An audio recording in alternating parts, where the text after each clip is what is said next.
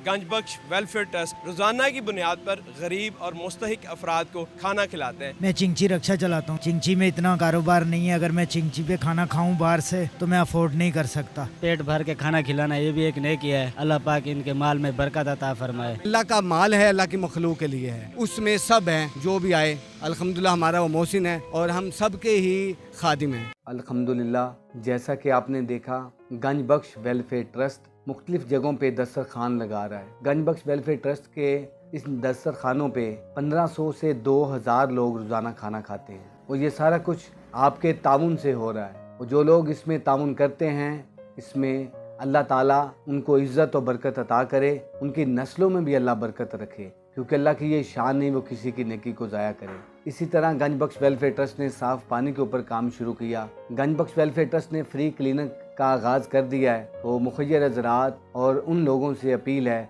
जिनको अल्लाह ने मालों से, रिज़्क़ से नवाजा है, अपने अल्लाह के दिए हुए इस माल से गंज बख्श वेलफेयर ट्रस्ट के दस्तरखान के ऊपर किसी एक भूखे के लिए, एक रोटी के लिए आप डोनेट कर सकते हैं। जो अल्लाह की राह में आप डोनेट करते हैं, अल्लाह उससे अपनी बारगाह में कबूल करे।